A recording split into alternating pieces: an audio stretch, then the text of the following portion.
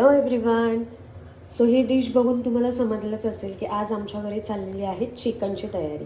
तर चिकन येईपर्यंत मी बेसिक तयारी करून घेतलेली आहे. जसं की कापलेला कांदा, कोथिंबीर, कढीपत्ता, लसूण, खोबरं आणि भाजलेलं टोमॅटो आणि कांदा.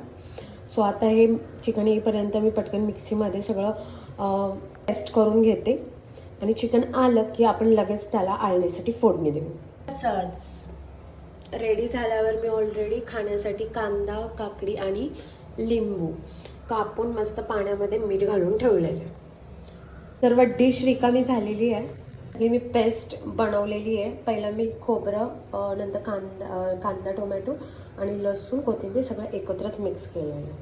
आता हे सगळं पेस्ट आपण एकदा तेलामध्ये टाकून भाजून घेऊया. त्यातला कच्चापणा निघून जाईल. मस्त जिरं टाकून घेतलेलं आहे. आता मी सर्व पेस्ट ह्याच्यामध्ये टाकणार आहे.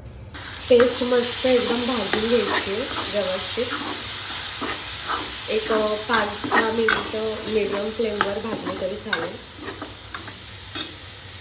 एक 5-7 मिनिटं भाजून झालेला माझा मसाला आणि याच्यामध्ये मी थोडंसं चिकन मसाला टाकते आणि 2 चमचे जो घरात बनवलेला जो मसाला असतो, आपण सगळं विकत घेऊन मिरच्या वगैरे विकत घेऊन येतो तो मसाला आहे. व्यवस्थित मिक्स करून घ्यायचं.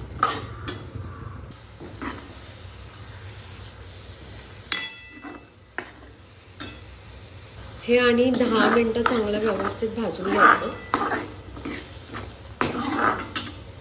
मसाला व्यवस्थित भाजून झालाय तरी चिकन आलेलं नाही आहे अजून. तर तोपर्यंत मी भात लावून घेते. हा इंद्रायणी राईस चिकन बरोबर चिकट भात खूप छान लागतो. चिकन आलेलं आहे आणि आलेलं आहे त्यासोबत रोज डेचा रोज. ये हे रोज डे जो रोज नसतो. आता याच्यामध्ये मी टाकलेलं आहे हळद, थोडंसं बिर्याणी पावडर आणि मीठ आणि हे आपण छान मिक्स करूया. 2 मिनिट झालेला आहे. आता आपण देऊया चिकनला फोडणी. झालेला आहे ऑलिव्ह ऑइल. चांगलं थोडंसं गरम झाल्यावर जिरे आपले तडले पाहिजेत, केतनसारखे तड तड तड. या त्याच्यामध्ये मी टाकते 2 तमालपत्र आणि थोडंसं दालचिनी आणि काय बोलतात त्याला, लांब काढी, तेच ते काय बोलतात माहित नाही. आपण टाकूयात चिरलेला कांदा.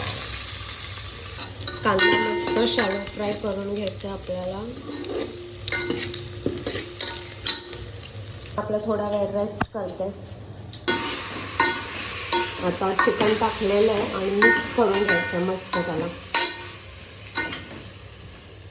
आता ह्याच्यावर आपण ठेवणार आहे ताट आणि हे वरचं पाणी थोडंसं गरम झालं की आपण ते पातेल्यात ओतायचं. पाण्याला छान उकळी फुटलेली आहे. आता हे पाणी आपण आतमध्ये ओतूया.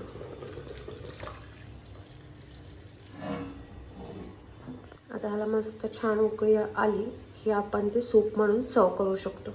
ॲक्च्युली मी आता मसाला टाकला आणि आता हे छान उकळत ठेवलेलं आहे आणि एका साईडला भाकरी करायला घेतली.